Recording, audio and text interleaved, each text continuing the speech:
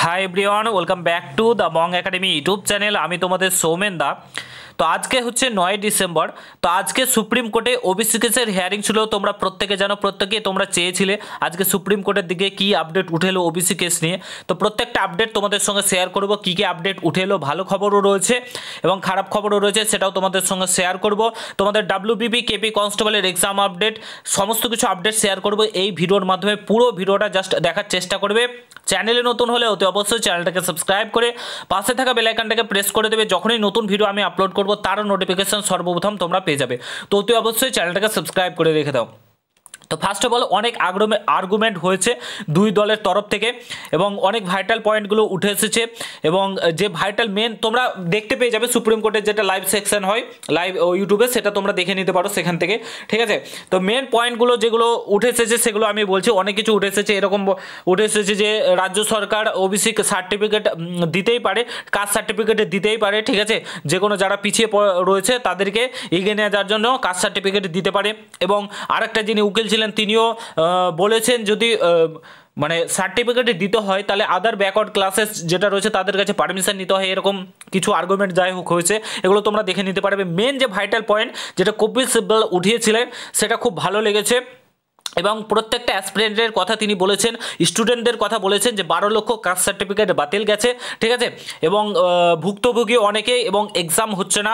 তারপরে এক্সাম নিয়ে স্টুডেন্টদের নিয়ে তিনি বলেছেন যদি কিছু মানে বার্তা দেওয়া হয় কিংবা কোনো রায় দেওয়া হয় এই তরফ থেকে, কেসটা চলবে বাট কিছু রায় দিয়ে যাতে সমস্ত এক্সাম পেন্ডিং এক্সাম সমস্ত কিছু যাতে নিয়ে নেওয়া হয় সেটার কথা কিন্তু তিনি সুপ্রিম কোর্টে বলেছিলেন। বাট সুপ্রিম কোর্টের তরফ থেকে জানানো হয় এইভাবে দেওয়া যাবে না, টাইম সাপেক্ষ, সময় নেবে, ঠিক আছে। সময়ের পর কিছু সময়ের পর তখন কিন্তু তোমাদের এই এটার একটা কিছু দিতে পারে, রায় দিতে পারে। তো আর পুনরায় আবার কিন্তু কেসটা শুনবে।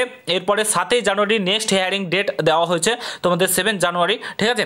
তো তোমাদের 7 জানুয়ারি চলে গেল, তোমাদের এটা এগিয়ে আসতেও পারে বাট তোমাদের 7 জানুয়ারি কিন্তু যেহেতু মহামান্য তোমার সুপ্রিম কোর্টের জাজ তিনি নিজেই বলেছেন সেহেতু আমার মনে হয় 7 তারিখ 7 জানুয়ারি আবার চলে গেল তোমাদের হিয়ারিংয়ের ডেটটা। তো সেদিনকে দেখা যাক, ঠিক আছে, কি হয়। তবে এটুকুন তোমাদেরকে আমি বলছি, মানে কেসটা আমি তোমাদেরকে এর আগেও বলে দিয়েছিলাম যে এই সবাই যারা বলছিল যে তোমার 9 ডিসেম্বর এই কেস মিটে যাবে, ডিসেম্বর মাসের লাস্ট উইকে তোমাদের এক্সাম 29 ডিসেম্বর এক্সাম হয়ে যাবে, এই তুড়ি মেরে যারা কথা বলছিল আমি বলেছিলাম অত ইজি না, অত সহজে কেস মিটবে না। এই কেসটা আগে শুনবে, তারপরে সমস্ত কিছু তারা দেখবে, বিচার বিশ্লেষণ করবে, তারপরে তো রায় দিবে।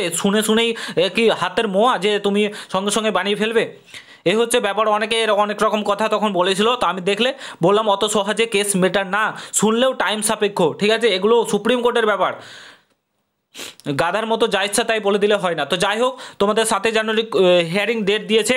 তো একটা কথা তোমাদেরকে বলে দিচ্ছি, তোমাদের যদি 7 জানুয়ারি ওবিসি কেসের হিয়ারিং হয় জানুয়ারি মাসেও তোমাদের এক্সাম হবে না, 110% তোমাদের জানুয়ারি মাসেও এক্সাম হবে না, তোমাদেরকে বলে দিচ্ছি।